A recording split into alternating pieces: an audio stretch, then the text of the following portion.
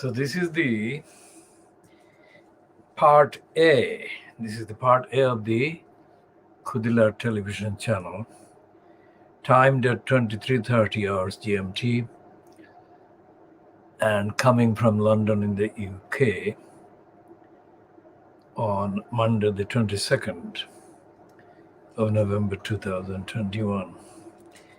Now we are into the hour after the cruelty bill, the corruption bill that is going to penalize people in the lower income groups, so-called care for the elderly bill.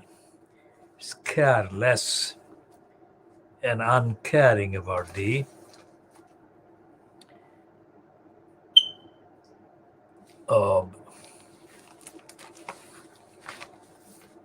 policy of not caring by the Boris Johnson fronted cabal that is called the government.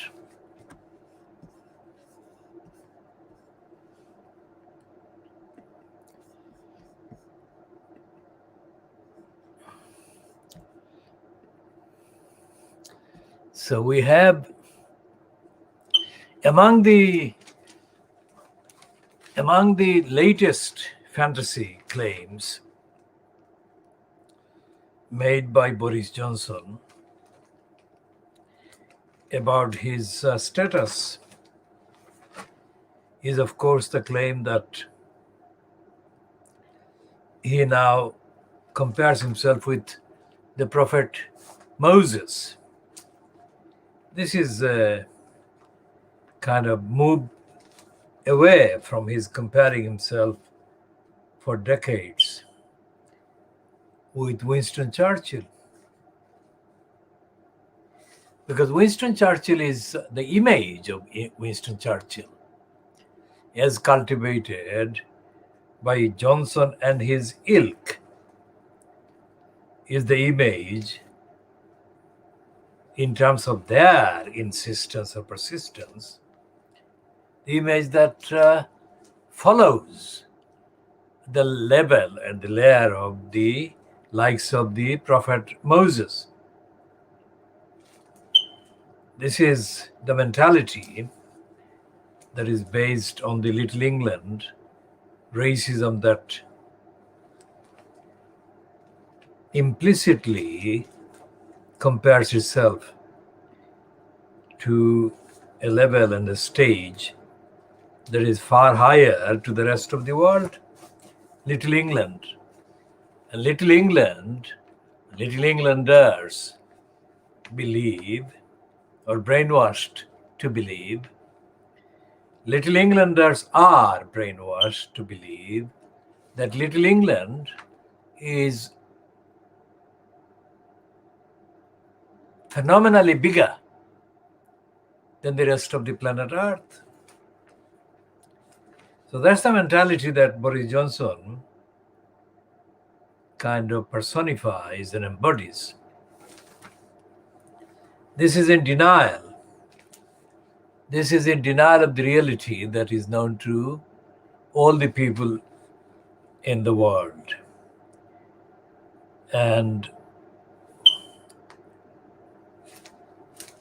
there is no holding such a fantasies to account because they don't accept, they don't recognize anything that the 8 billion people or so on the planet Earth believe and recognize and feel obliged to recognize.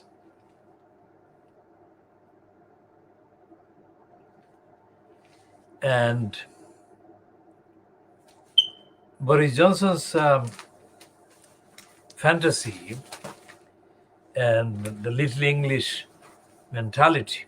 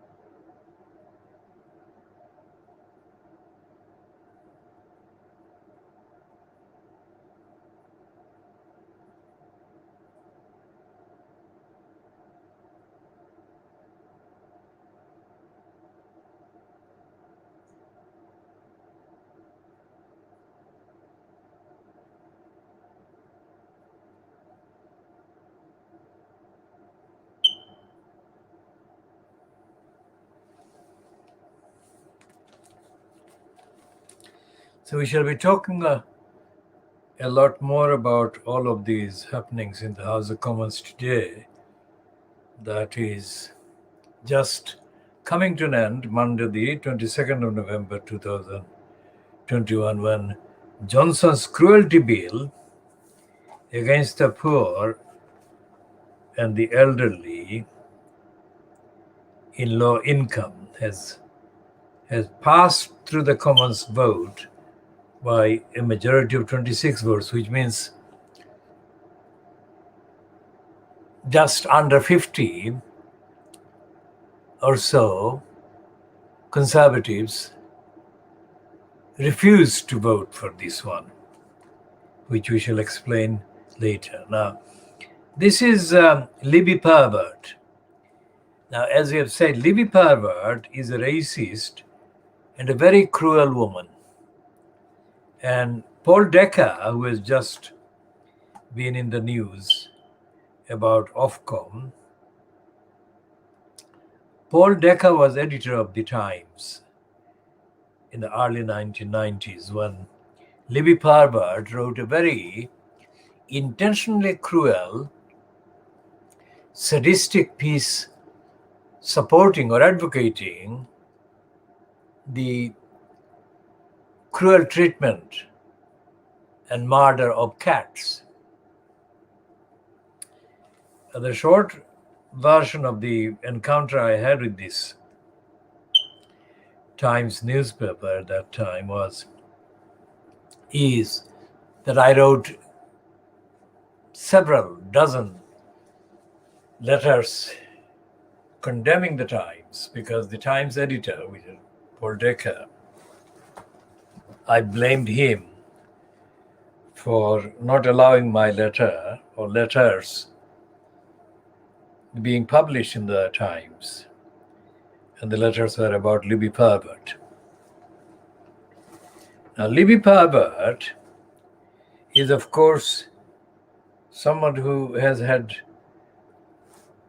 platforms on the BBC.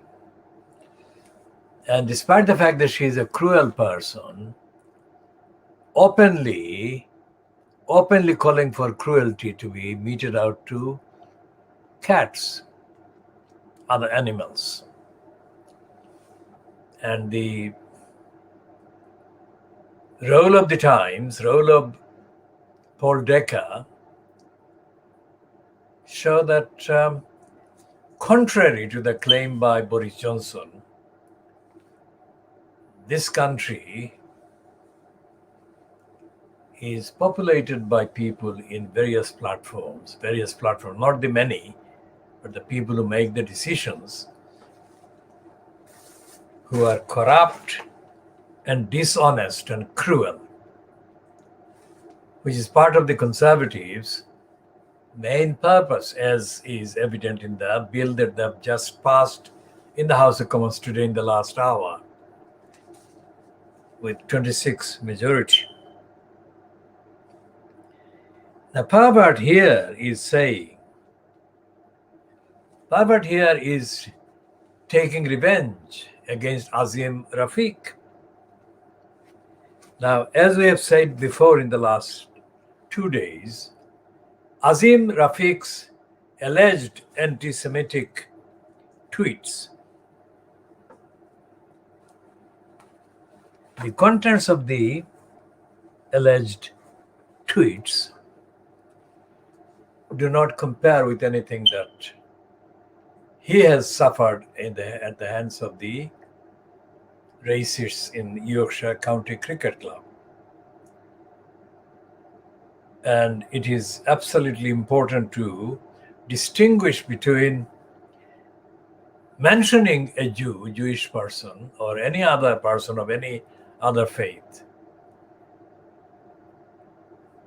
mentioning them, naming them, and then the other thing is to incite anyone to attack them because of their faith or their ethnicity or whatever.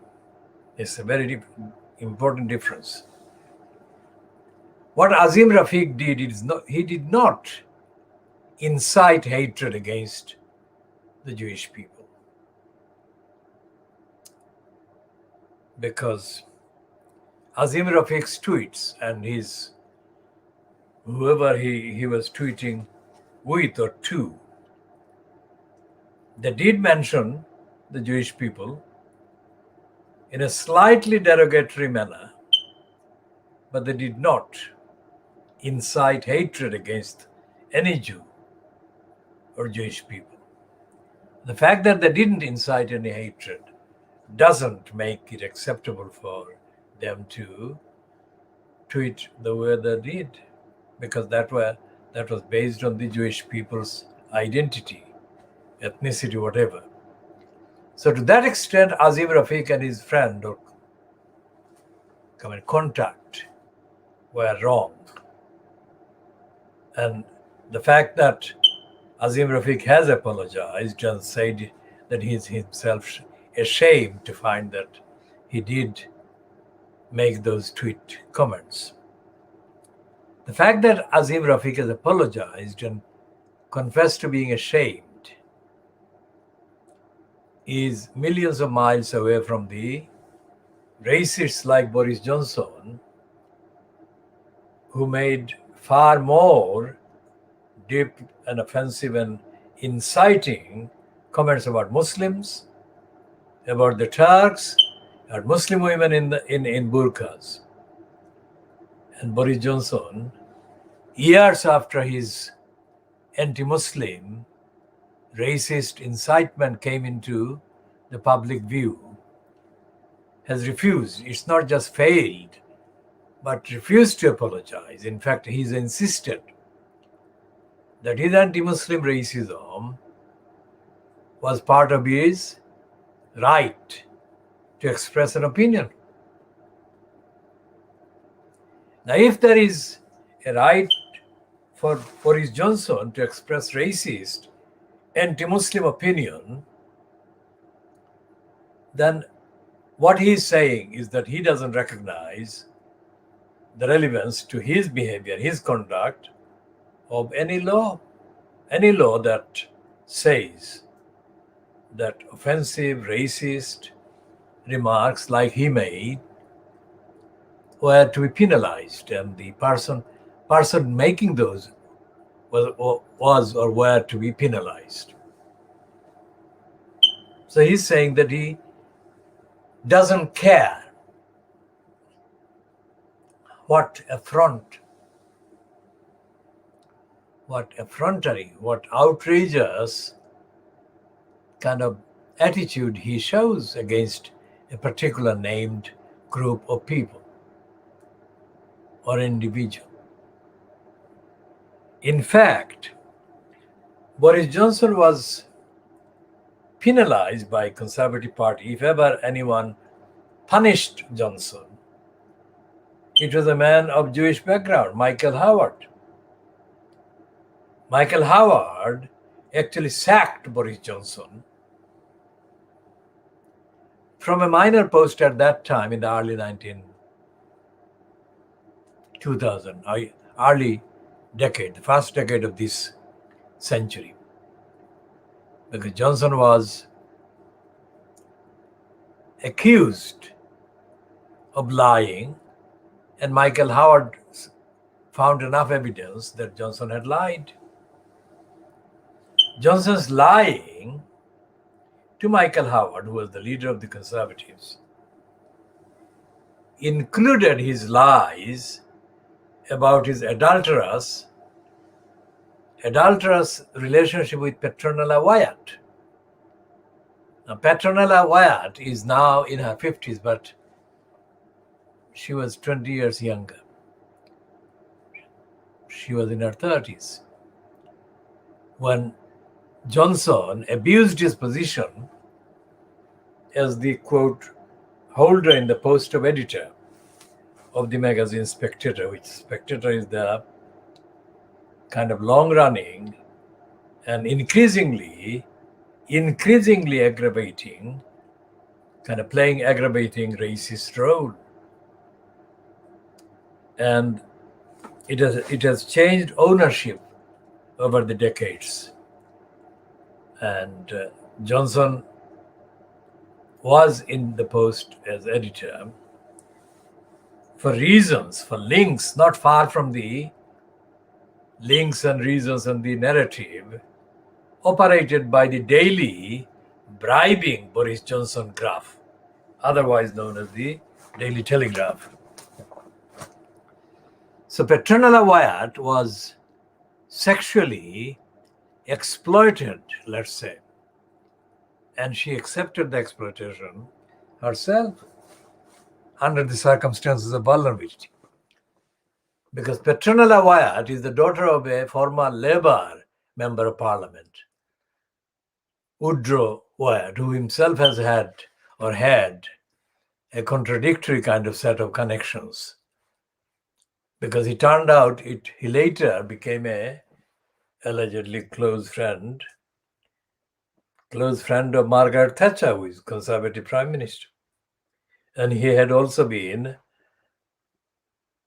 noticeably close to the mother of Brenda, the current Queen, the Queen Mother. So Petronella Wyatt turned out to be a right-winger, although Woodrow Wyatt himself was a Labour MP ex.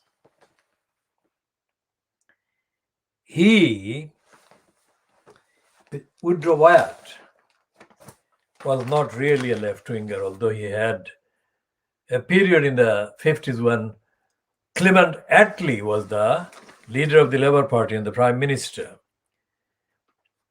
Woodrow Wyatt was part of a group of Labour MPs that claimed themselves to be left-wing. And so therefore Woodrow Wyatt was quite contradictory in terms of political affiliations, etc., etc. But his daughter, Petronella, didn't belong to the Labour Party in any way, shape or form.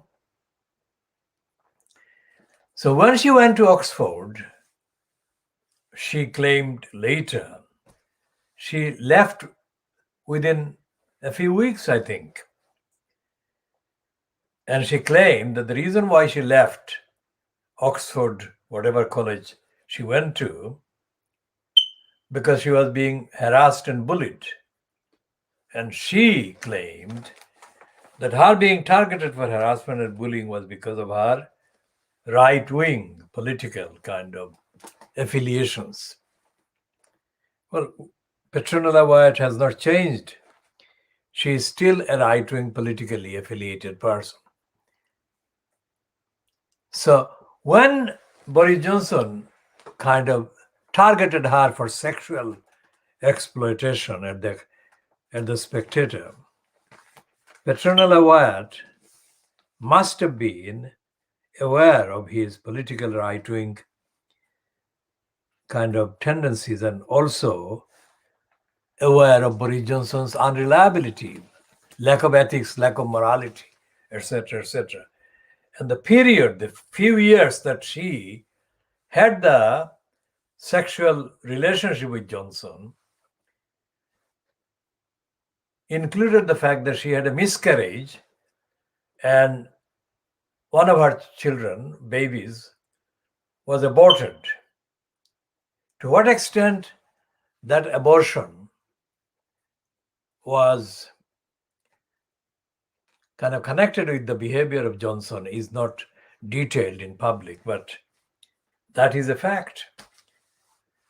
And when Michael Howard, as the leader of the Conservative Party in the country and in the House of Commons, because that happened while Tony Blair was in post as Prime Minister in the name of the Labour Party. So when Michael Howard became aware of Boris Johnson's relationship with Petronella Wyatt, Michael Howard actually demanded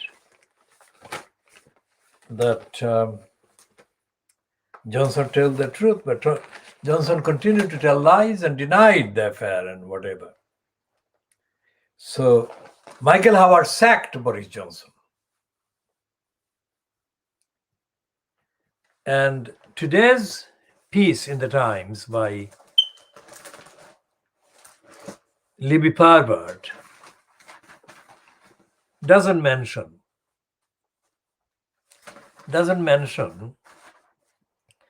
Johnson's corruption and dishonesty and racism. Libby Parvard actually concentrates on the anti-Jewish, on the kind of prevalence of anti-Jewish sentiments and attitudes among people who are not necessarily in the group that can be called thugs and criminals. What she's saying is that anti-Jewish attitude is a normal thing. And when she was at the convent school, thereby she's saying that she is of the Roman Catholic background, or at least she went through Roman Catholic kind of schooling. And there was a thing in the prayers in the Roman Catholic school which said in the prayers that God should make the Jews convert, presumably convert to Roman Catholic Christianity. But that is what she says. What Libby Parvard doesn't say is that racism against African people or against Asian people of all religious groups. Africans and Asians have got many religions. And the most predominantly, majority of the African and Asian people have got two religions. One is the Islamic faith and the other is the Christian faith. The Christian, again, is distributed among various denominations, various parts of Christianity when it comes to the African people. But essentially, what Libby Parvard is doing is ignoring the numerical size of the African people or the Asian people in the UK who, in terms of numbers, were many times more in numbers than the Jewish number, people of Jewish faith in the UK. And she doesn't discuss the anti-African and anti-Asian racism that is absolutely ignored by those who have latched onto the admission by Azim Rafiq to his anti-Jewish tweets of 10 years or so. So the racism against Muslims, the racism against Asians and Africans in Britain is ignored by the Daily Mail, by the Scum, by the Guardian, and all the other outlets in Fleet Street, all of whom have splashed big letters and big headings as if in celebration of the fact that they can undermine Azim Rafiq. And their capital has been Rafiq's 9 or 10-year-old tweets.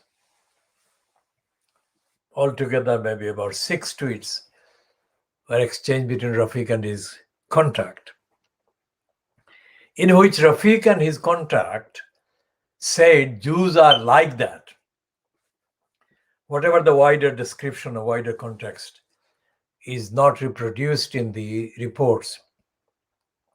But essentially, the crime that Libby Parvard is saying Rafiq has actually committed is to mention the fact that some individuals are Jews or Jewish. That is a crime.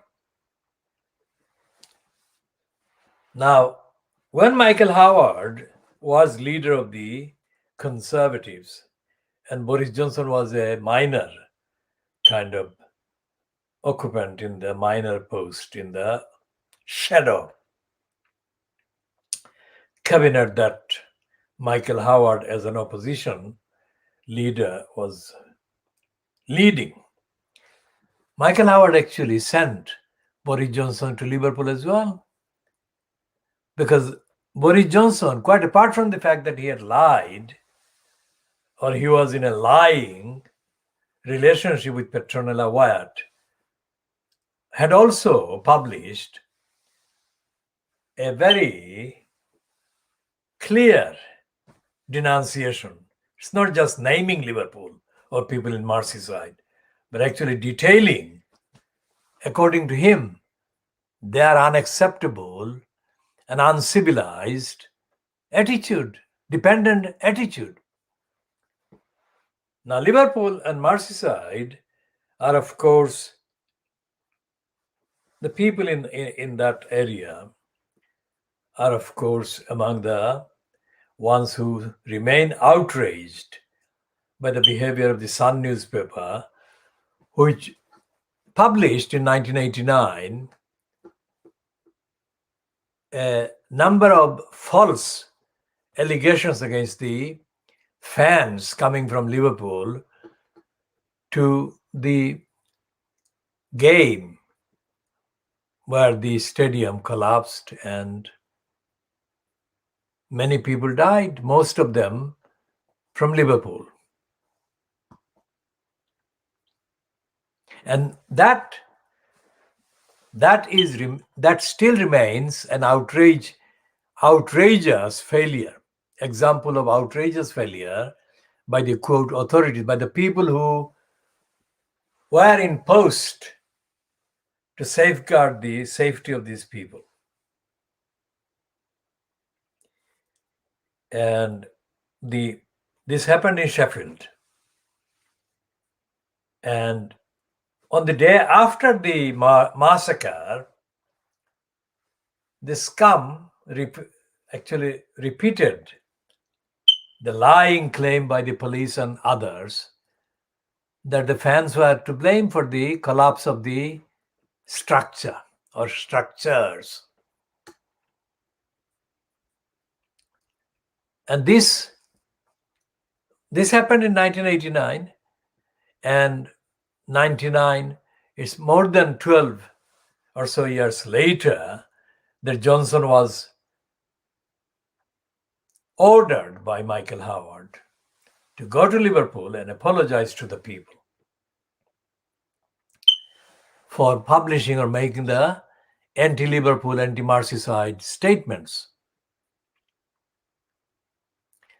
So Michael Howard did two things. One is to sack Boris Johnson from the shadow cabinet, which happened after, I think, the Merseyside insult. And he ordered Boris Johnson to go to Merseyside and apologize to the people. So Johnson was doing something that had been done 12, 13 years previously by the Rupert Murdoch paper, the scum, which blamed the victims for the collapse of the structures. And that was something that was issued on behalf of the police in Sheffield.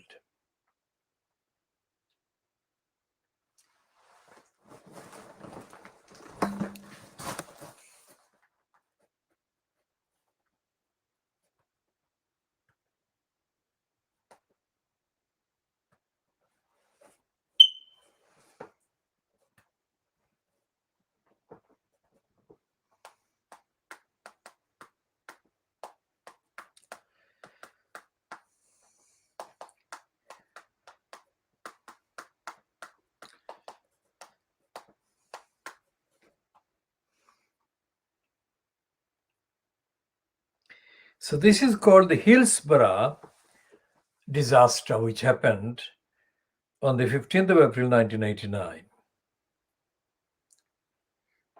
And it is described on the internet, was a fatal human crash meaning CRUSH, during a football match at Hillsborough Stadium in Sheffield, South Yorkshire, England, on 15th of April 1989. And 97 people on the record here are recorded as having died. And the cause is summarized here as saying, overcrowding in central pens of the stand, location Sheffield. And there were 2 inquests, and there was an inquiry report in 1990, Tyler report, and there was another one, Hillsborough Independent Panel, 2012.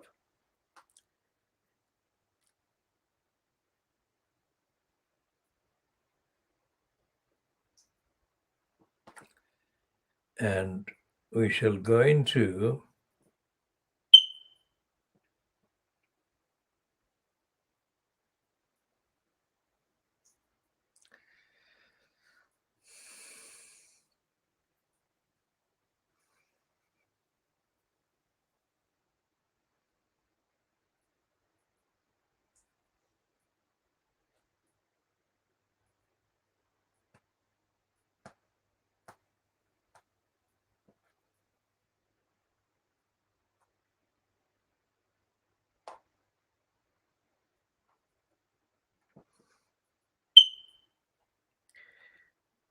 so that's the Hillsborough disaster that took place in April 1989. And the Sun, let's see what the Sun said.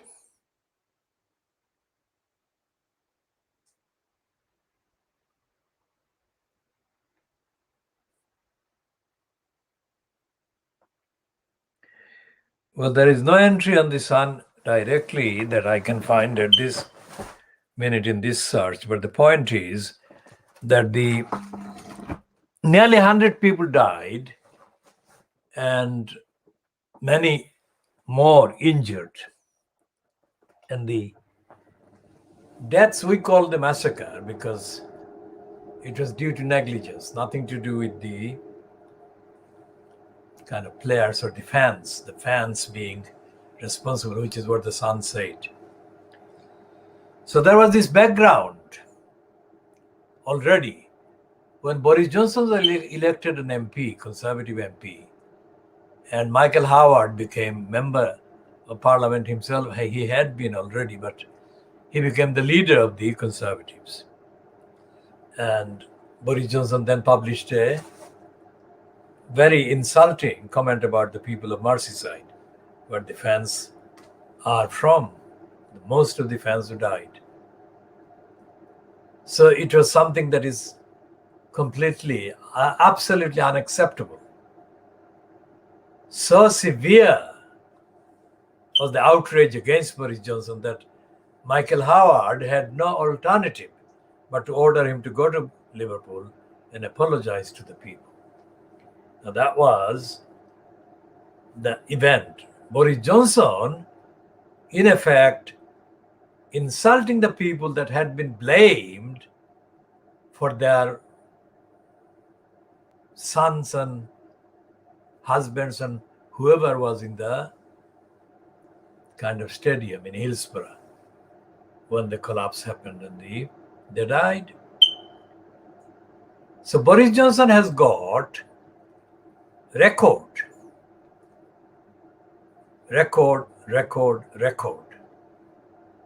of being deliberately cruel and offensive and outrageous and insulting to the people he thinks he can get away with insulting. People in low income, people in poor areas, generally, which is Merseyside, and people like Muslim women. Now, of course, when Johnson made the remark against Muslim women wearing burqa, looking like bank robbers,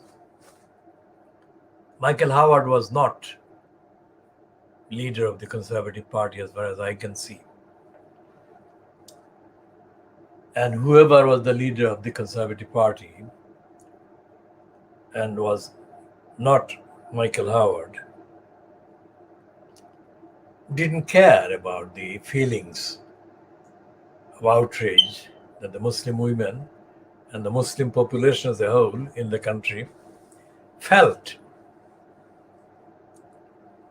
So this is what has happened on Monday, today, that is, Boris Johnson has passed a motion of cruelty to the elderly, cruelty to the low-income people.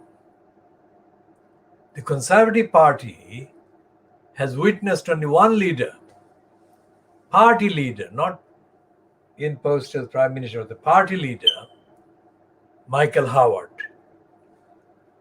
who took any action, any notice about racism and about blaming the poor and the people in areas like Merseyside.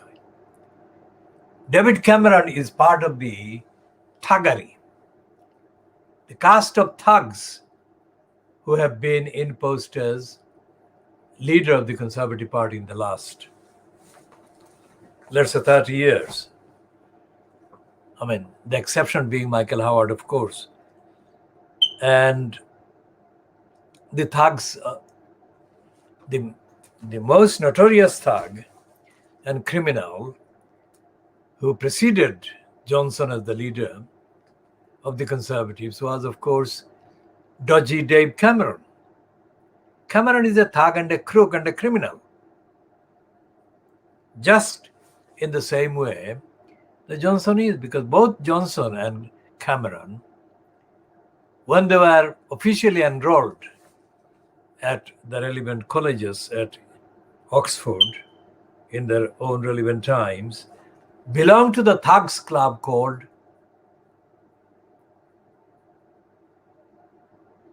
there was a thugs club,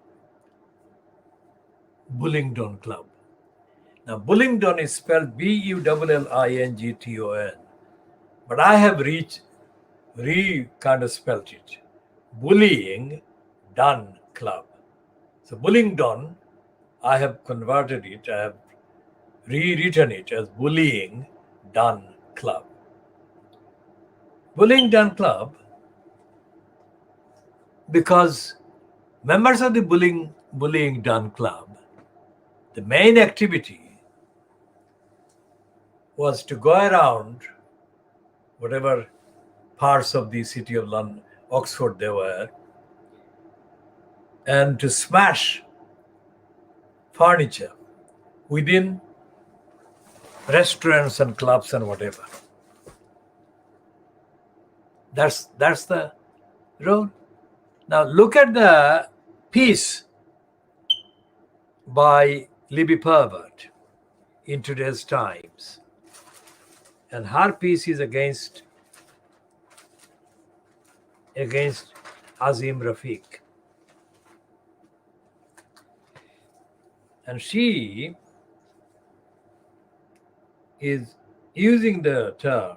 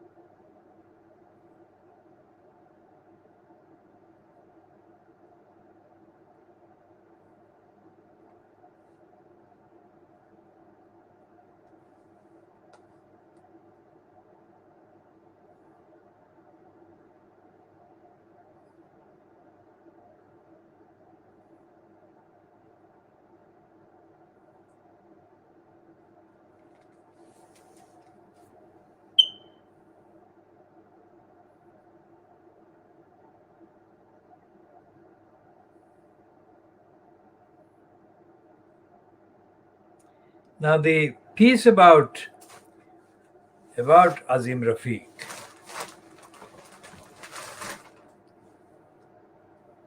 that Libby Parvat has written is obviously prejudiced against Rafiq and prejudiced against the evidence.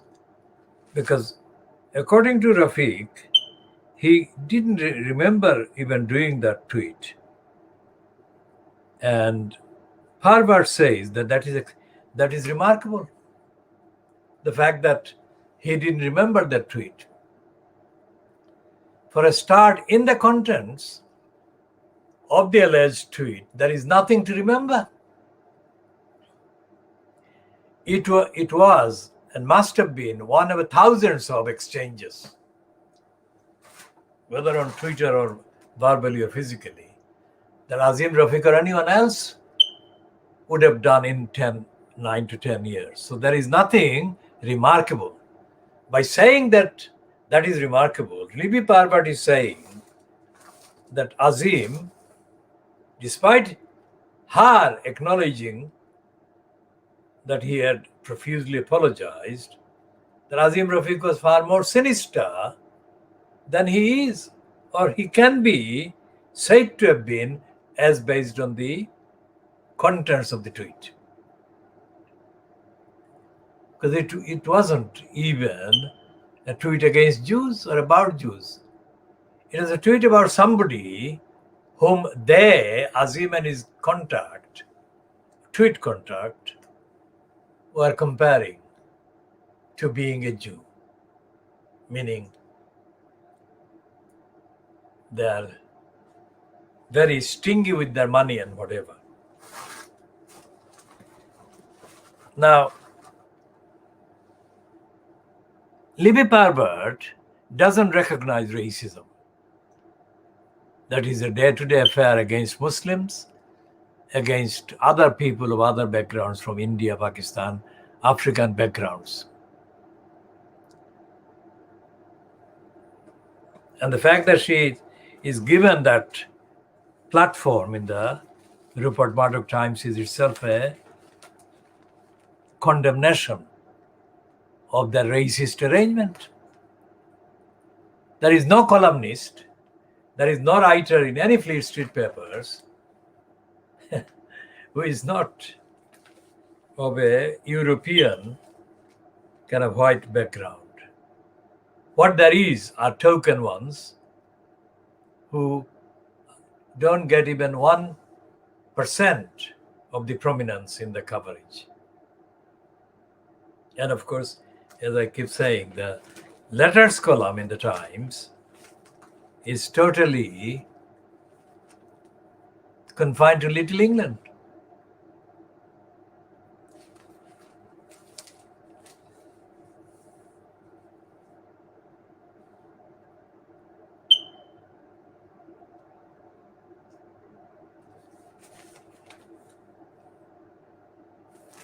And there is a cartoon immediately above the piece by Libby Parvat on page 33 of the Times today, which features Priti Patel,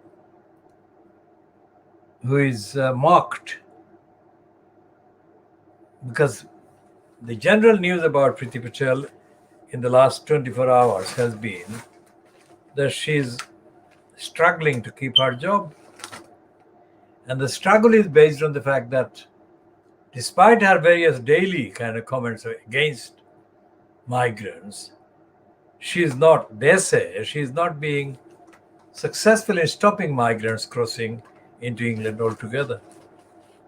Now that's the cartoon. It's not by the usual Times cartoonist Peter Brooks. It's by somebody whose name is not legible or cannot be read in the way that it's written.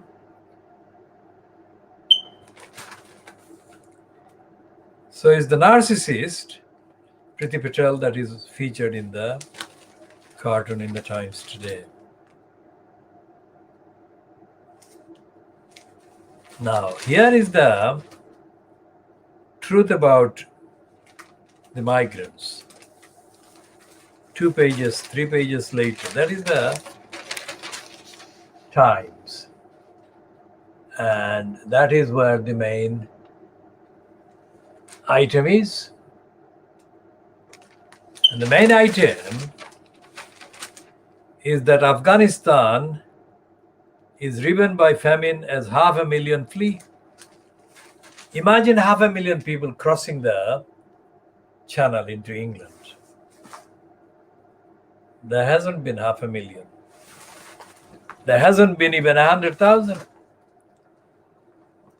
So that is the one confession or admission to the origin of the migrants these days, Afghanistan.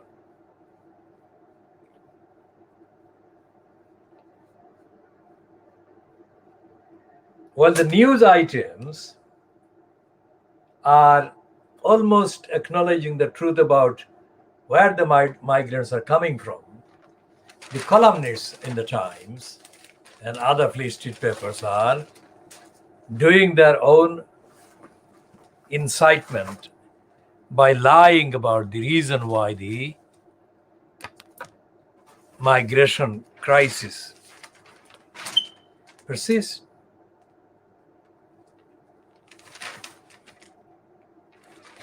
And as I said in January 1992, in my broadcast on Channel 4 News slot called Slot, if the Western countries, including the UK, didn't take action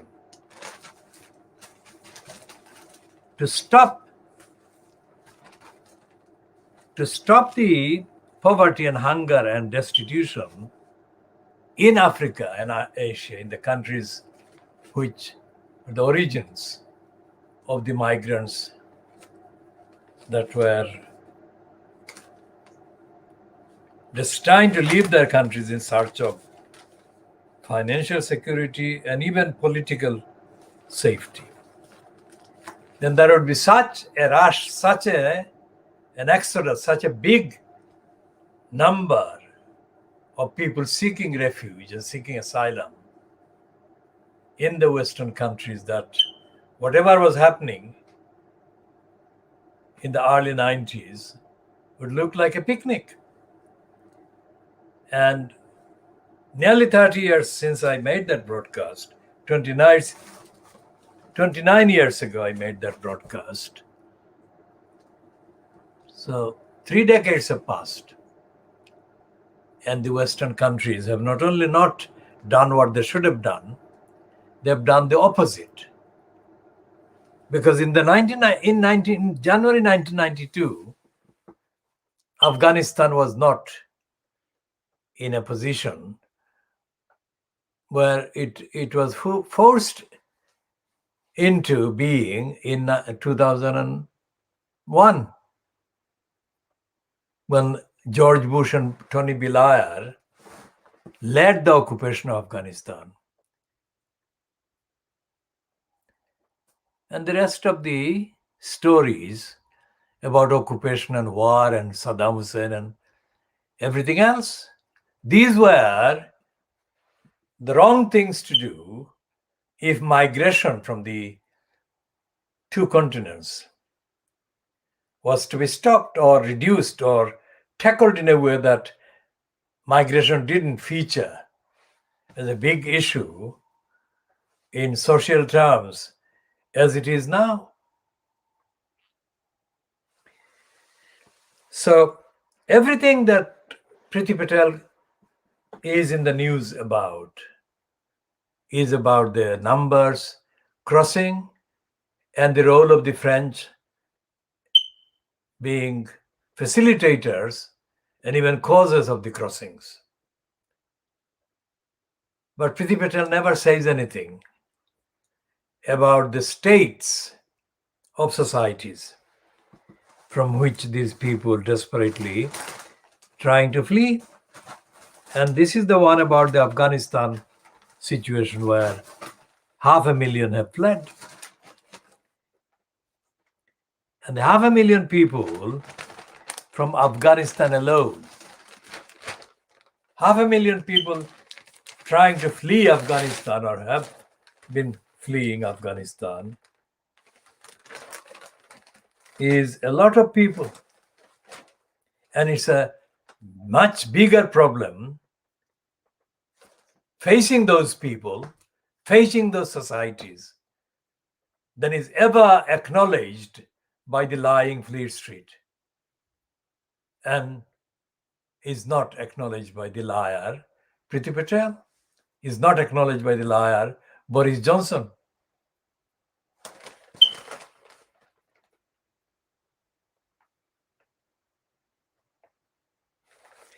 And there are two names in this piece writing about the Afghanistan people.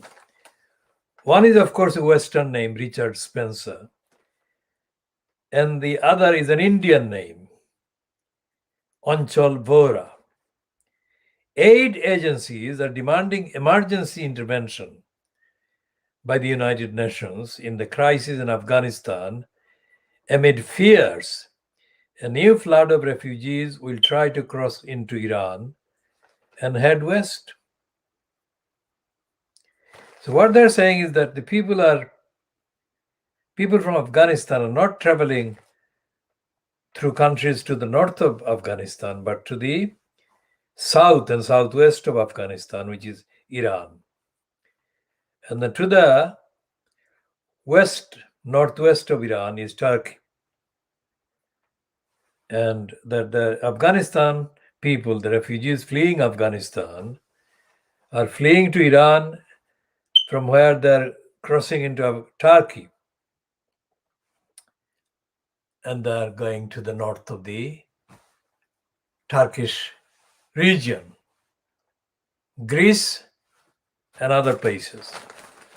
So, what this piece is saying, aid agencies are demanding emergency intervention by the United Nations in the crisis in Afghanistan amid fears a new flood of refugees will try to cross into Iran and head west. 500,000 Afghans have now tried to enter Iran since the Taliban seized power. That's only 2 months. That happened in August, so September and October, and this is November, so 2 months, calendar months. At least 320,000 of those are now inside the country, that is Iran.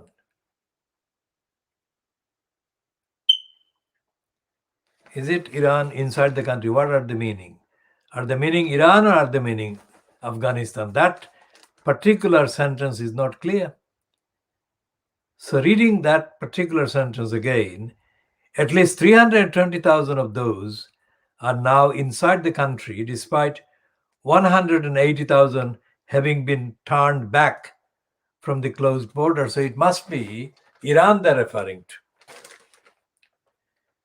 Jan Egeland, a senior former United Nations official who is now head of the Norwegian Refugee Council and who has visited Iran, said hundreds of thousands more were still flocking to the border.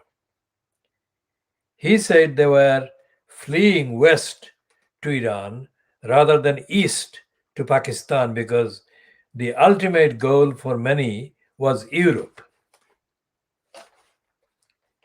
There is a well-established migration route from Iran via Turkey or Russia to Europe and the UK. About 35% of all migrants crossing the channel on small boats are either Iranian or Afghan, according to figures released this week. So, Iran is not given credit for accommodating so many hundreds of thousands of refugees from Afghanistan. Very significant indeed. This is the news item which doesn't give credit to the Iranians for allowing so many people, hundreds of thousands of people from Afghanistan.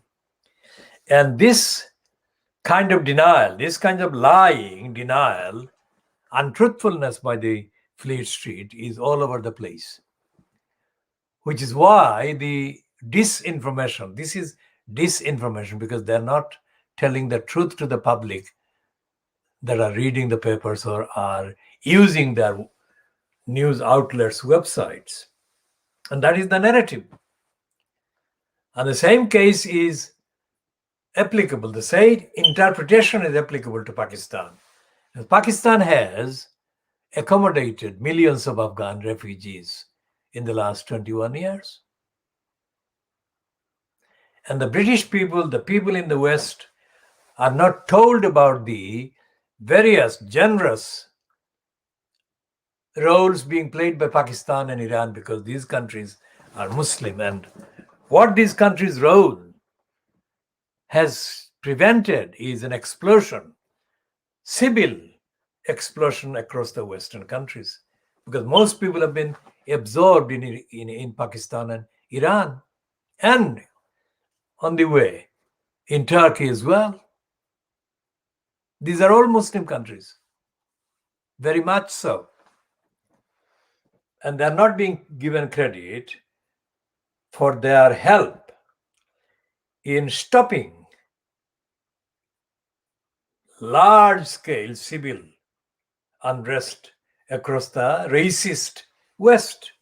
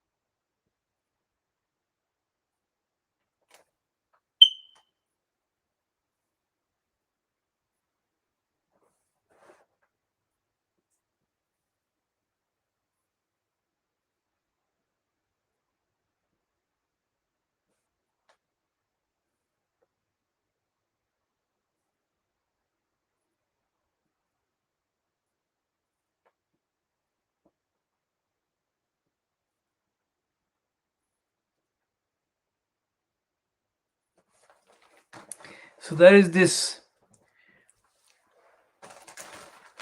significant paragraph, which this piece in the Times, written by Richard Spencer and Anchal Bora, says, an article in the Islamic Republican, it's a reference to the Iranian paper, a state newspaper, accused the United States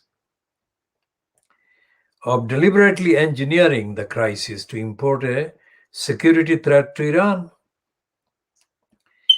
It said that terrorists were being smuggled into Iran as refugees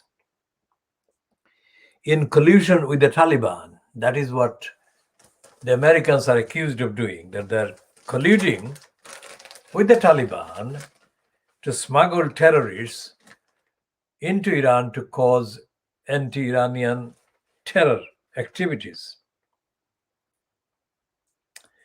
Saad Mohseni, an Afghan commentator, writes in the Times today that Afghanistan's impending collapse will send shockwaves through the region in the form of refugees and radicalization. So Saad Mohseni's piece, we shall come to that in a minute.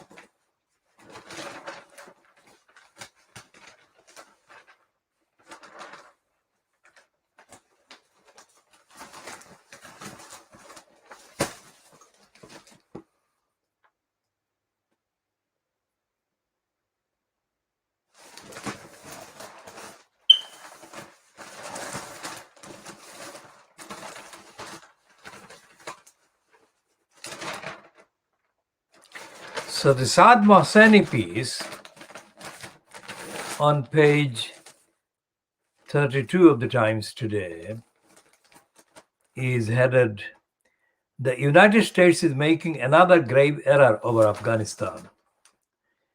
And Saad Mohseni is an Afghan-Australian businessman and director of Mobi Media Group. So he says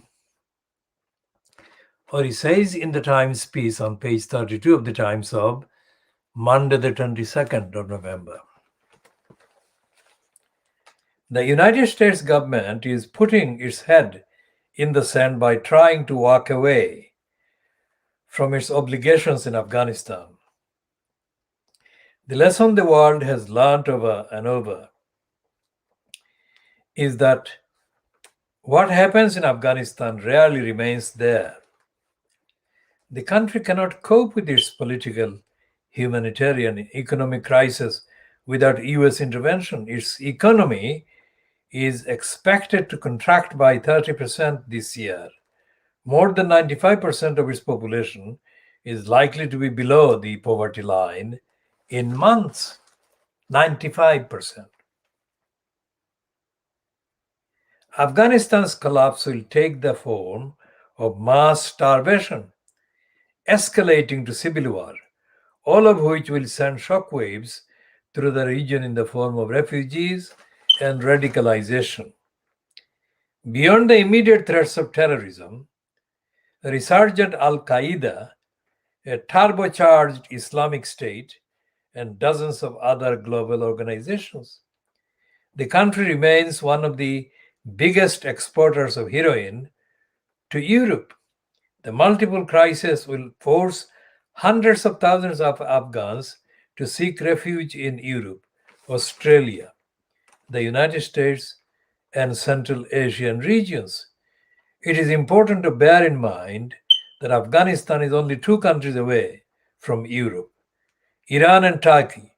A mass exodus into Europe would alter the political landscape there, elevating the likes of Viktor Orban and other anti-immigration politicians and affecting multilateral alliances such as the European Union and NATO. The concern is that by focusing only on immediate challenges, such as evacuation, the American administration may be giving away what leverages it has left in Afghanistan. America's allies are looking for leadership, and its opponents are moving fast to create relationships with the Taliban and lock out the Americans. The United States must strive to find the sweet spot where assistance to the Afghan nation continues without allowing the Taliban to declare outright legitimacy from the assistance. Engaging the Taliban does not mean full recognition. The United States government must avoid transactional approach when dealing with the regime and opt for a more strategic one. The offering could be a combination of incentives that culminate in full cooperation of the Taliban government once a number of important benchmarks have been met, including a broad-based government, namely women's rights and free expression. Now this Saad Mohseni, of course, is part of the imperialist kind of continuation. And he doesn't see Afghanistan as an autonomous country with democracy, with the structure of its own, whatever the name of the people controlling the state or the powers in the state. So this is not kind of asking the West to solve the problem of starvation and hunger in the country. It's asking for intervention. Intervention is not the same as solving the issue of hunger, starvation, and mass poverty, which is what I said in my broadcast on the Channel 4 news slot in January 1992. And what I said in January 1992 remains valid up to this day today. And we shall be talking in due course about this issue later, not necessarily in this edition, but in later editions.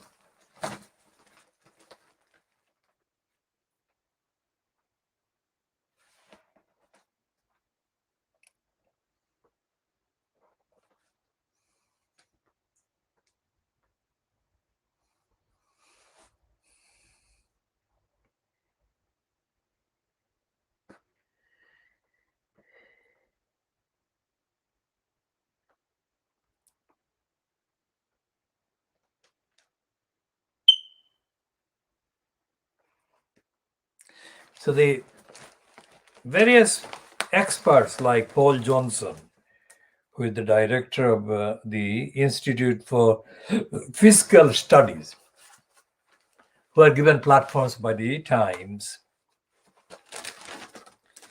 and to some extent by the Guardian, to some extent by the Financial Crimes. They turn out to be not experts at all, but as participants and as propaganda kind of colluders for various narratives, various agendas that do not reflect the needs of the majority, the needs of the many, and most certainly are not helpful towards establishing any level of justice and fairness in what remains of society. Society mainly is in the grip of the evildoers, fronted by the liar, congenital liar Boris Johnson. And the so-called opposition being fronted by the criminal Keir Starmer, who has politically murdered the Labour Party and is himself a crook and a criminal and a wrongdoer.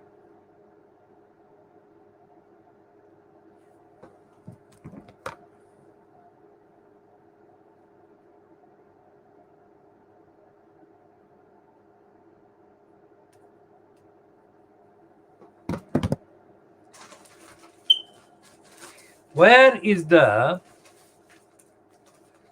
source then? Where is the source? If all the evidence that we are looking at points to criminals and wrongdoers and evil ones being installed in positions of making decisions affecting the many, decisions that are wrong, that are unfair, unjust, then where are the people who are holding the positions of making decisions that are people who are fair, and people who are truthful, people who are not nasty or evil. Nasty as admitted by Theresa May in the early decade of this century, that the Conservatives are known as the nasty party. She did say that, and she came across at that point as being herself not part of the nasty party or nastiness. But when she became Home Secretary, within 10 years of her description of the party as the nasty party, she began her own nastiness. Now, this is the Daily Mirror today, Monday that is, which says there is an investigation by the Mirror where the investigation has found the cruelty and torture of animals. And for that reason, I'm not going to read any of it, except to say that this is a tip of the iceberg of the cruelty to animals that actually takes place every day. And there is no opposition by politicians, not by MPs, and not by Fleet Street. This is an exception. This is an exceptional piece by the Daily Mirror. And I would estimate that thousands of animals are massacred, murdered, and brutalized and tortured every single day in the UK. And I would say that all the particular so-called animal welfare charities, like the main one numerically, RSPCA, are complicit with the torture of the animals. And Libby Parvert, who has got the piece about Azim Rafiq and her kind of lying, untruthful, over-exaggerated kind of statement about anti-Semitism. Libby Parvert was the one that had written in the Times early in the 1990s, justifying cruelty to cats and other animals. And Paul Decker was the editor at the time of the Times, and I wrote several dozen letters, and all of them were, of course, sent by fax, because in the early 1990s, I was not using any internet at all. So it was mainly fax machines.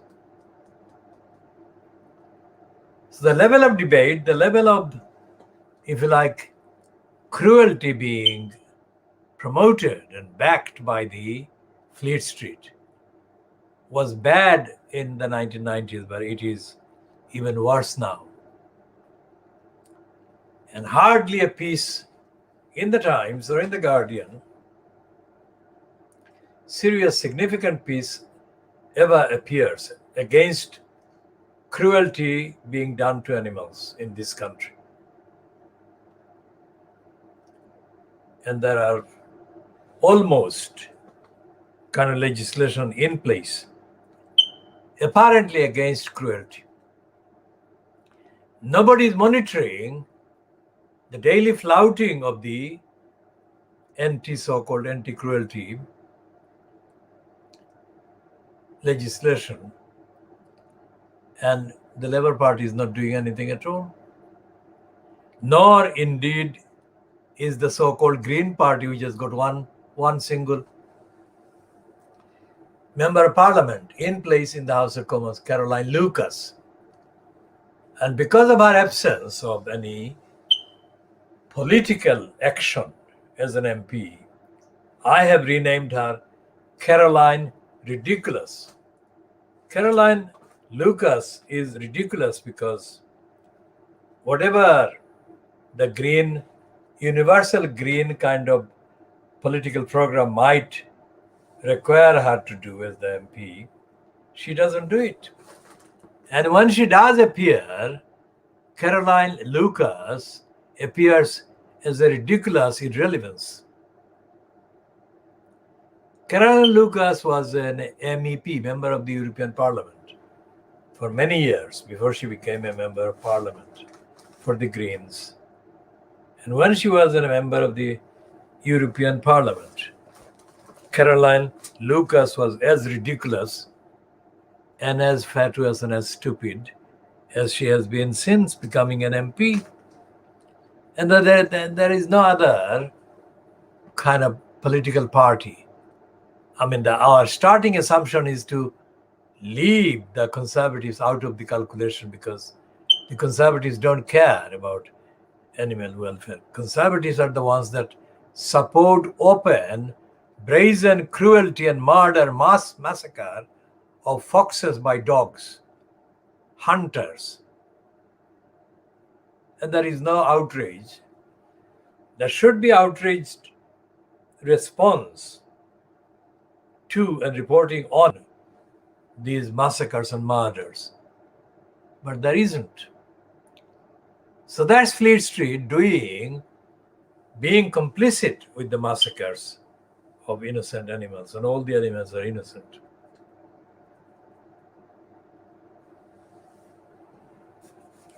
And Libby Powers, in her pervert piece, doesn't go anywhere near acknowledging what I'm saying goes on and what does go on.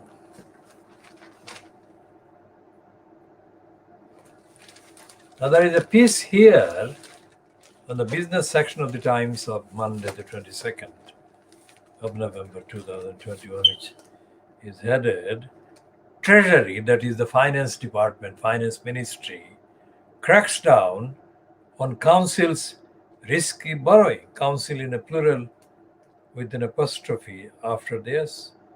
Council's risky borrowing.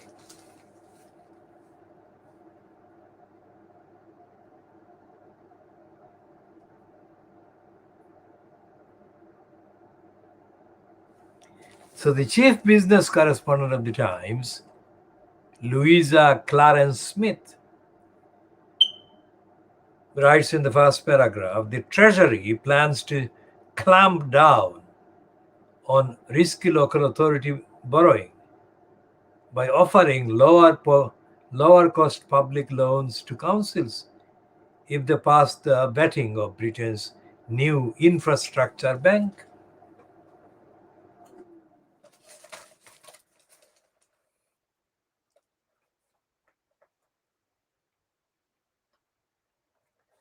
So it mentions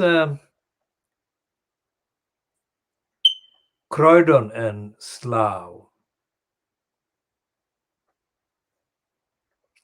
It says the councils in Croydon and Slough have effectively declared themselves bankrupt in the past year and were accused by the government of poor leadership and chronic financial mismanagement. Now that's the tip of the iceberg, of course. But the mismanagement is supposed to be the opposite to good management. There is no council in this country, in Little England, which numerically has the most numbers of councils. There is no council that is managed well, truthfully managed well, and there is no council that is democratic. There is no council that is opposed to corruption. There is no council that is not corrupt. And it goes on, the list goes on. So this heading, Treasury cracks down on council's risky borrowing, takes us back to my challenge to Robin Wales. My challenge to Robin Wales was in 2018. Was it 2018? In 2018, in March, on the 14th of March 2018, I did a live broadcast on a satellite channel at that time. And I had it was a half an hour program. I had less time than Robin Wills was given. And that was nothing to do with the content and the quality of what I was saying and what he was saying. That was to do with the kind of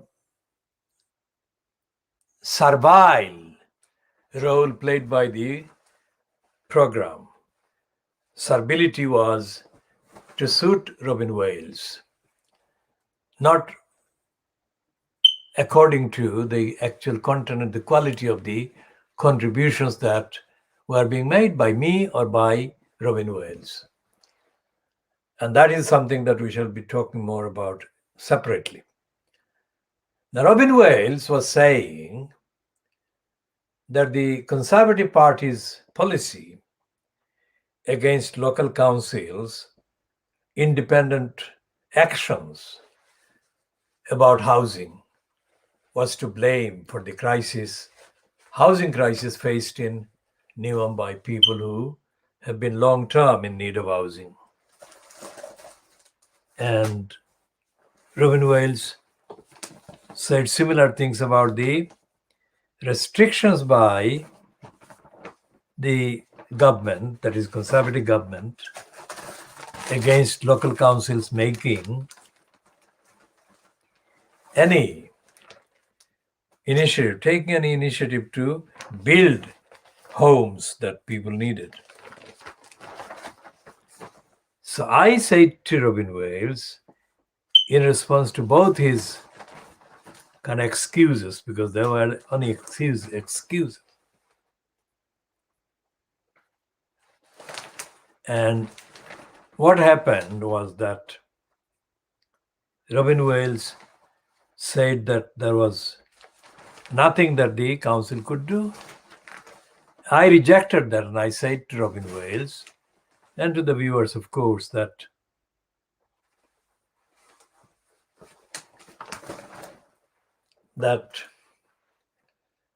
constitutionally there was an option. There were several options, but there was one well-known option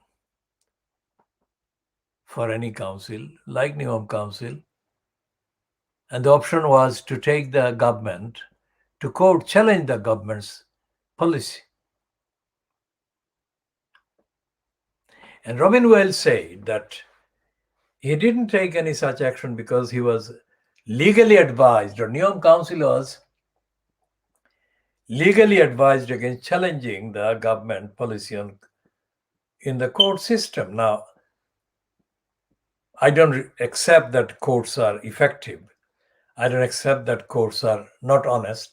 I do assert that the courts are themselves corrupt and criminals. But the fact that a council could take the government to court and the court to reject any such application would be, in the least, a matter for the records. And Wills had no record. What Wills said was that he was legally advised. So I said, I want to see the legal advice. And Robin Wills promised that he would let me see the legal advice. And as that was the program broadcast live, March, April, May. So the March, April, so it's 6 weeks before the actual election of 2018. Robin Wills was still there for 6 weeks in post. And I had several communications sent to him, reminding him of his promise and challenging him to show the legal advice. Robin Wills did not even respond. So Wills lied on the program when he said that he doesn't make any comment, any statement, any assertion about anything which he doesn't carry out. I don't make any promise that I don't keep. And he didn't keep the promise. So Robin Wales lied, but Robin Wales didn't lie just on that occasion. Robin Wales lied for 16 years because he was in post as the mayor of Newham, mayor at the expense of Newham for 16 years, since 2002. So councils are not kind of represented or fronted by honest people, truthful people, accountable people, transparent people. Councils are fronted by liars like Robin Wales. Councils are fronted by Lutfur Rahman, who has been comprehensively described as a crook. He was in post as mayor at the expense of the people of Tower Hamlets from October 2010 until he was ousted by Richard Morey on the 23rd of April 2015. And Robin Wales's replacement in Newham, Roxana Fiaz, is a liar herself, as is John Biggs, who is the replacement as the crooked mayor following the ouster of Lutfur Rahman on the 23rd of April 2015. So when the Times says councils, it means nothing. By councils, they are leaving out all the corruption, all the dishonesty, all the abuses by the persons who make the decisions in the name of the councils. So Fleet Street is lying, Times is lying about the councils themselves.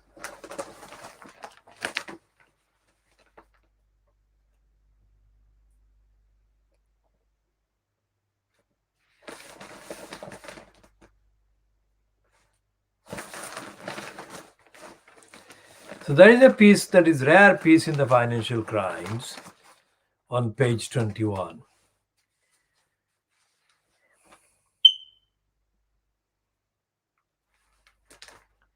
It says the skilled asylum seekers pursue the right to work and careers. A UK Home Office policy barring 50,000 people from employment is being challenged in the courts. That is a reference to the courts that I made to Robin Wales in March 2018. So what is this one saying, concluding?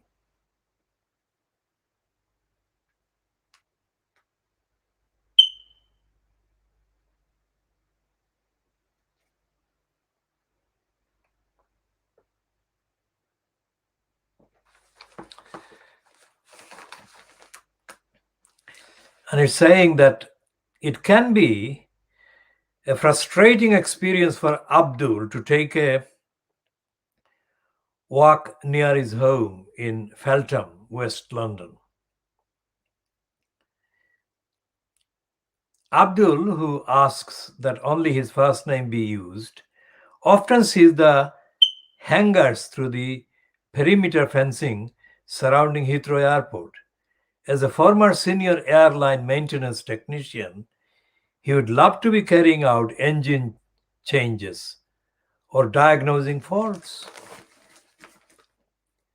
The UK is to be desperately short of his type of expertise. No, reading that again. The UK is so desperately short of his type of expertise, that those with similar experience receive preferential treatment when applying for visas. But until recently, Abdul was barred from all paid employment.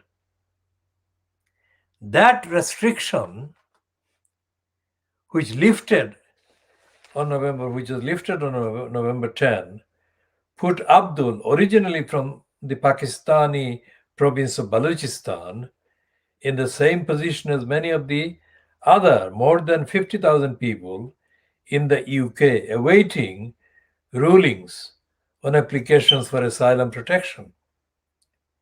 The UK's Home Office which oversees immigration policy, has maintained a nearly blanket ban on allowing such would-be refugees to undertake paid work until since 2002. So that was 8 years of the Labour Party so-called controlled government in the UK, 2002 until May 2010, when Gordon Brown gave it to David Doji Cameron. So there is no real difference in terms of the economy, the skills, the equation, human rights, common sense even, between the Conservatives and the Labour Party, even before the Labour Party was politically murdered by Keir Starmer.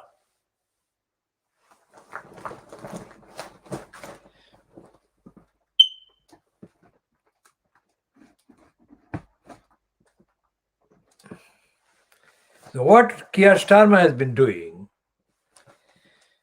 is, of course, murder, political murder.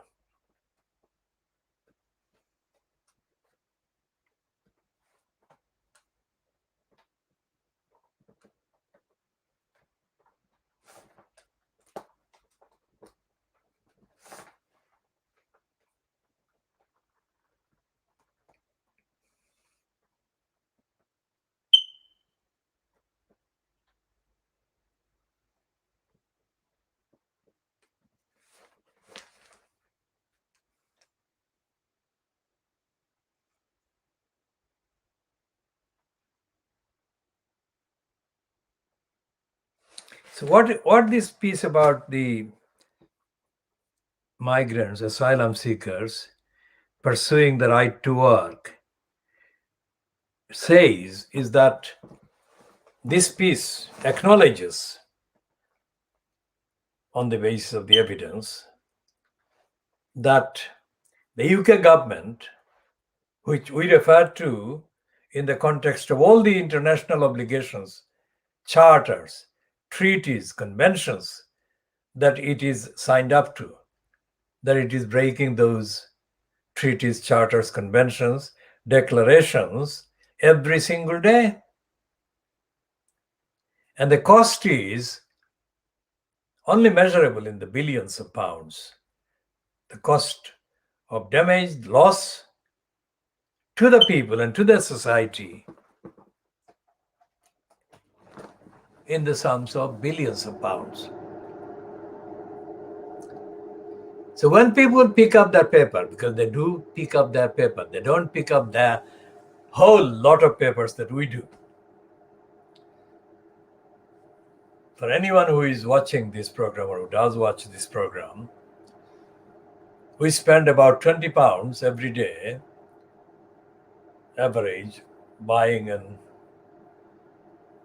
collecting. So it's between 20 to 30 pounds that we have to spend in order to do the research, the factual research.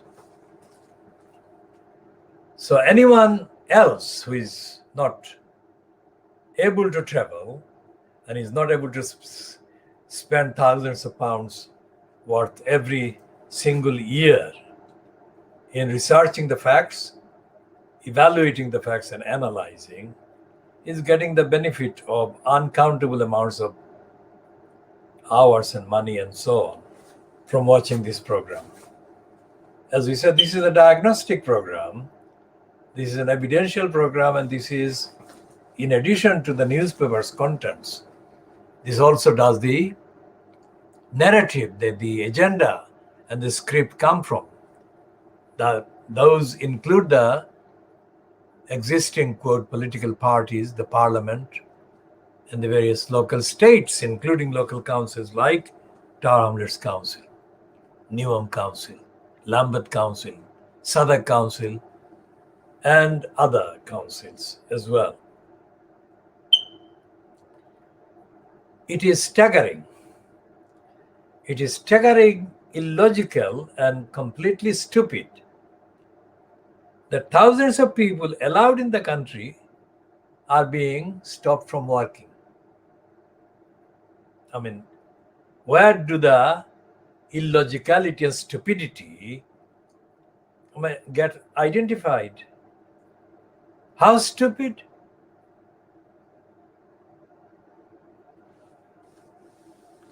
The court system, starting from the county court in the civil side, magistrates court on the criminal side, all the courts deserve to be diagnosed every single day because the courts are lying. And the careerists called judges are corrupt to the core, and most of them are racist, and most of them are ignorant and idiots. These judges have no idea about what the councils do. No, these so-called judges have no idea about what the councils get up to.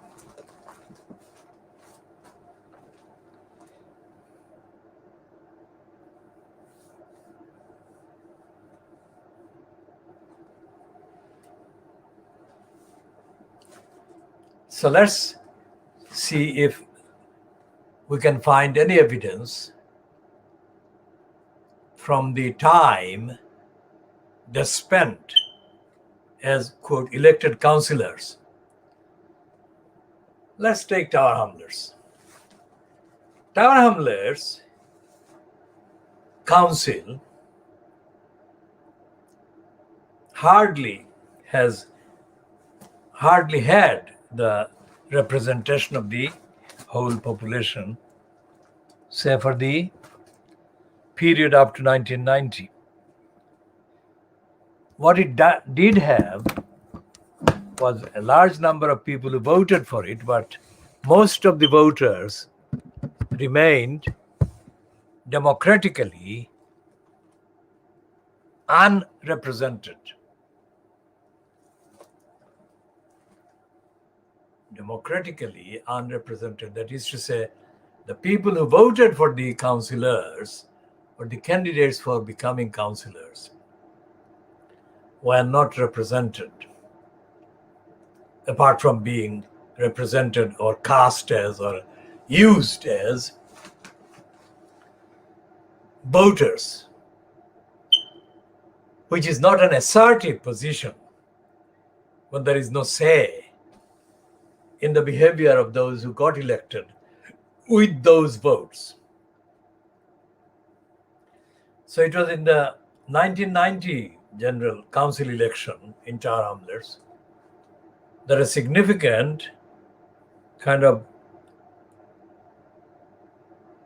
ethnic background difference kind of took place. And most of the ethnic background difference took place by the fact that a significant number of Bangladeshi origin persons became councillors for the first time. There were two other councillors with Bangladeshi backgrounds before the 1990 election. Three, let's say. One was Sadiq Ahmad, one was Ashiq Ali, and one was Nurul Haque. But we shall cover their roles in the statement about the roles of the others who were elected for the first time at the 1990 election.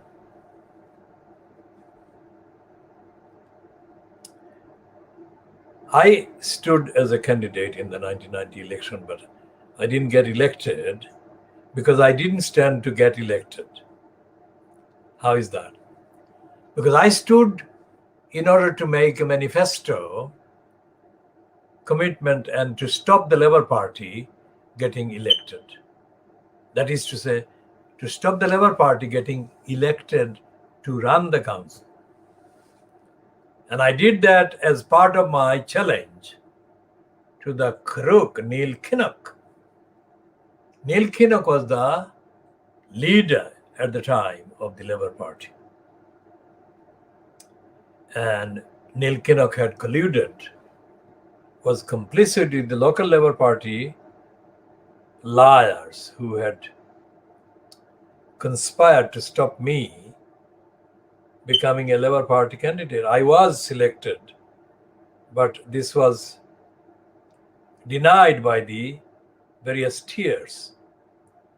So I told Neil Kinnock that that was a lie, that I was a Labour Party candidate and they were denying it. That denial was a lie.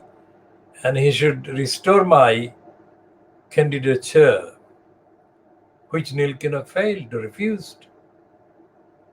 So I told Kinnock in a fax or a series of faxes that the Labour Party would not be returning to power in Hrs Council because I would stop them by doing the campaign which I did, and I stopped them. I told the truth about the Labour Party in Hrs being crooks, and I told them repeatedly and clearly enough that their lying would be held against them, and I would make sure that they didn't get the necessary votes, which they didn't.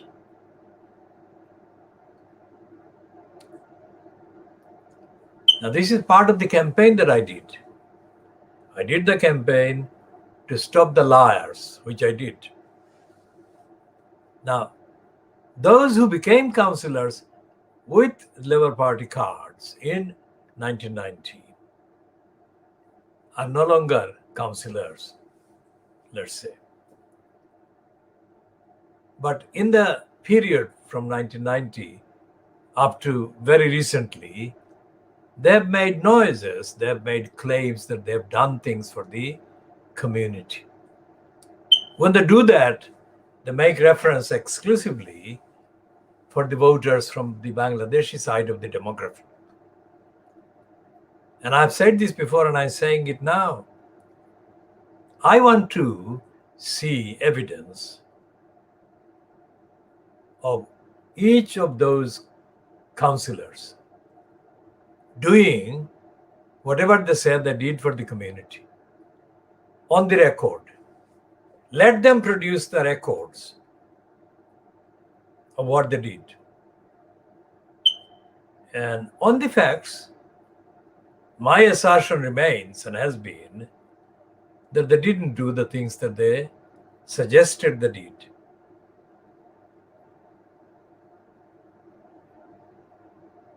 If they did do things, and if they think that I'm not recognizing those things that they did, then let them put the records, not manufactured record, not some kind of invented memory. The actual contemporaneous evidence of their statements, their voting. What did they say? What did they want the council to do in terms of policy about any aspect of the electorate, any aspect of the population in Tower Hamlets? What date did they do it? Each of the action. What was the policy that they were kind of advancing or promoting? And how many people in the community who are not councillors or who are not councillor candidates can they produce as witnesses to any campaigning work, grassroots work that any of these councillors did in the community to defend the community? And what field or area or aspect of the life of the community did they actually affect and intend to affect by their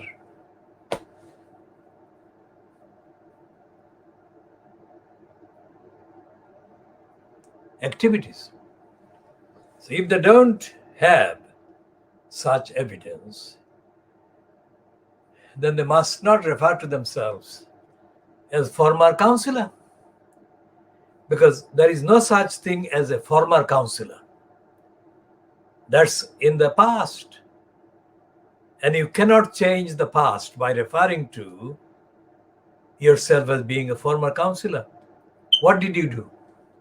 What can you do now by way of producing evidence, record of what you did when you were a councillor? Not what you can do as a former councillor. There is no such thing as former councillor, because you are not sitting as a former councillor anywhere. The minute you sit somewhere where councillors should sit, you cease to be a former councillor. You become a current councillor, and you are not a current councillor when you are depending on being called and known by and known as a former councillor.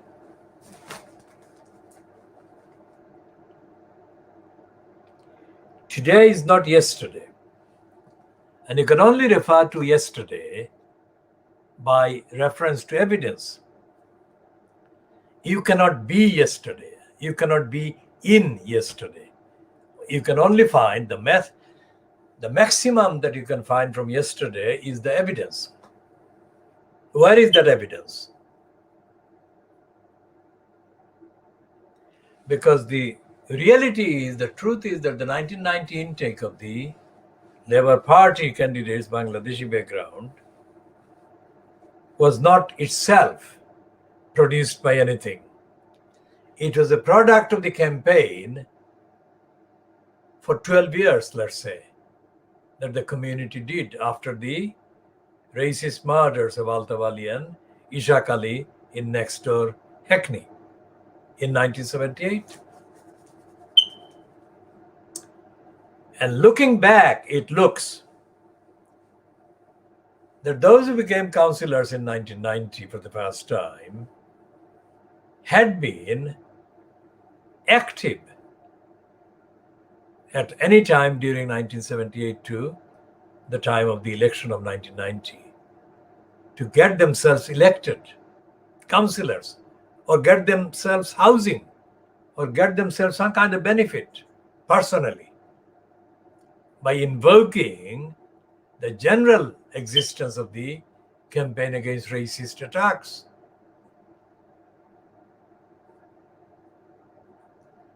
The fact that these councillors, the ones who were making claims that they were councillors in 1990, the fact that they have not done anything against racism is evident in the fact that there is no record of them doing anything against racism for decades. Again, if they disagree, then let them produce the evidence, independent evidence.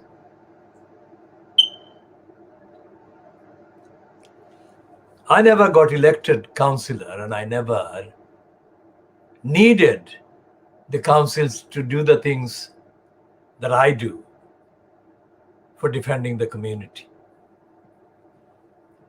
And all the evidence of my work is independently accessible.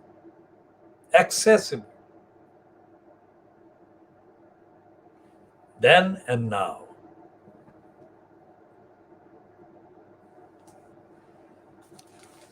So when this guy, Tim Naor Hilton, Chief Executive of Refugee Action, who is said to be campaigning for reform of UK asylum rules, that is the kind of thing that I refer to. What did Terminus Council get asked to do as a bureaucracy by any of those councillors who got elected in 1990? What did they want the council to do? Where are the memos? Where are the letters? Where are the emails from those councillors about any of these campaigning issues? What did they campaign for?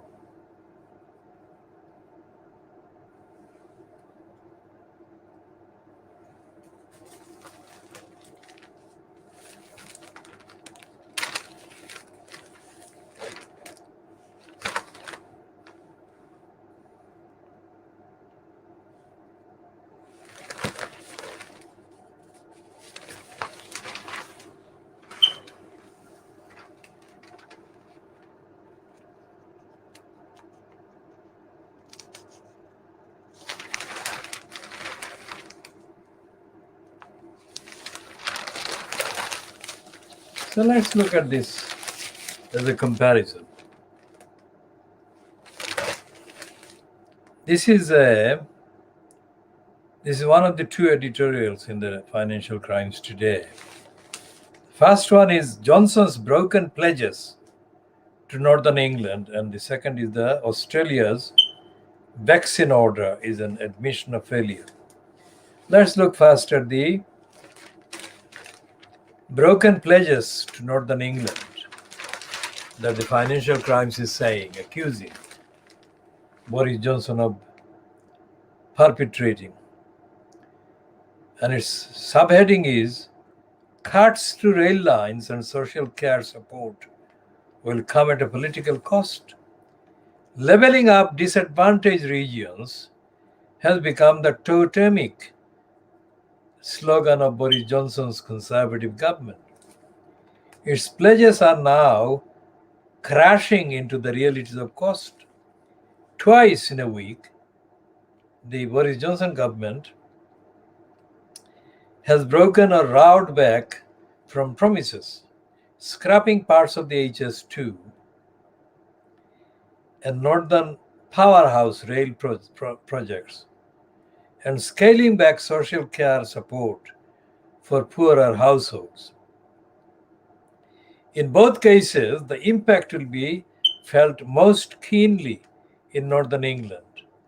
The political cost, especially in some formerly Labour-held area that helped Johnson win his landslide 2019 election victory, may be considerable. Now, let's look at the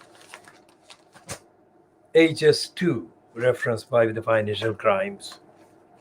Remember, the Financial Crimes has boasted in the form of the statement by the Lebanese Muslim-born woman who is the holder of the post of editor currently, that the Financial Times is the capitalist Bible or Bible of capitalism. If the Financial Times is the Bible of capitalism, then it is not a practical newspaper, is it? Because it's an ideological paper, that it is engaged in lying for an ideology.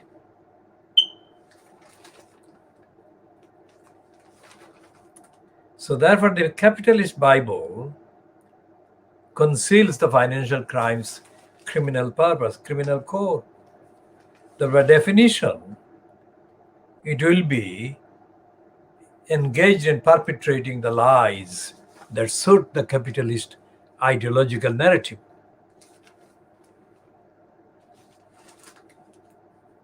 So when it says that the HS2, part of the HS2 has been cut, and that the Financial Crimes treats as evidence of Boris Johnson giving the promise to the North. Let's assert that Boris Johnson has nothing to do with HS2 whatsoever. The HS2 criminality was foisted on the economy by a bunch of the criminal lobbies that abuse the supposed legacy of J.M. Keynes, that infrastructure adventurism is the answer to the economic slowness in the economy, let's say.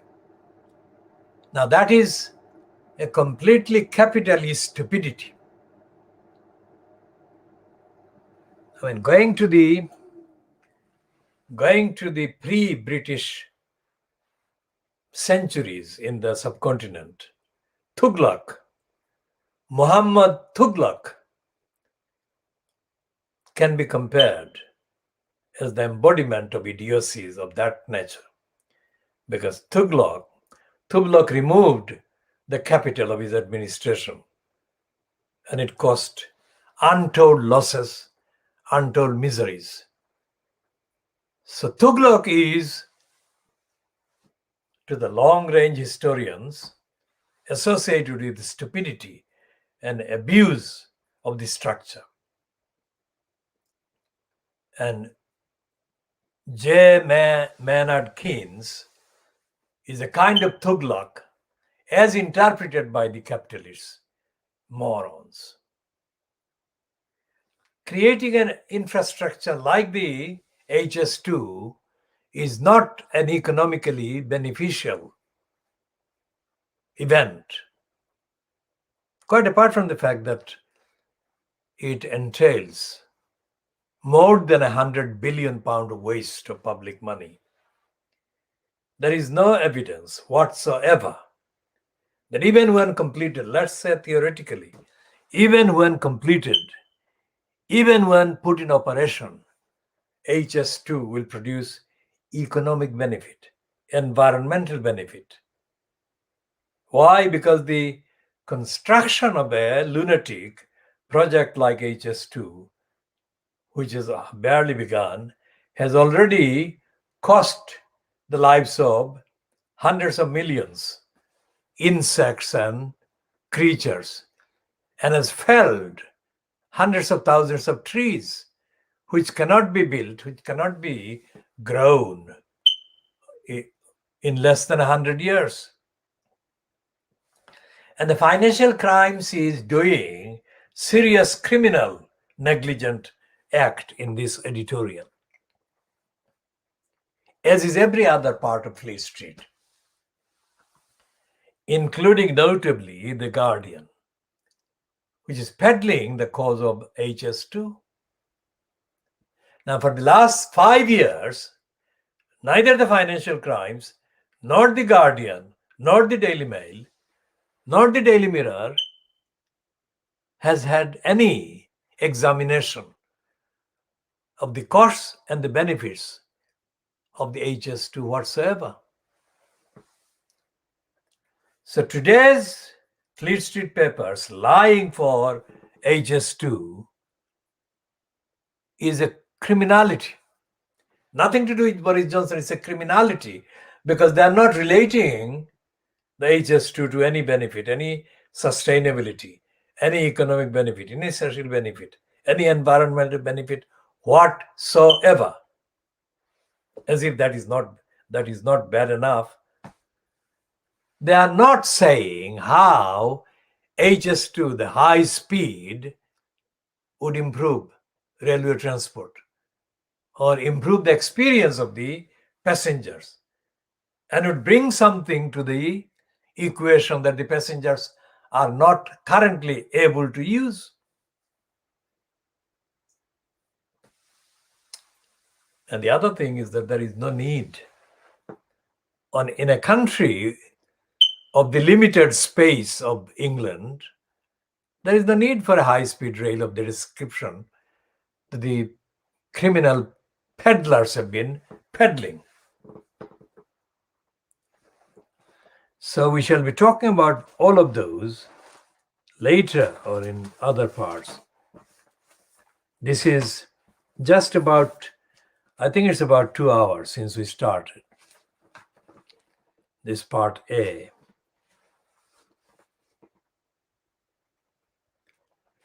Part A of the Khoodeelaar television channel. Part A of the Khoodeelaar television channel, dated Monday the 22nd of November 2021.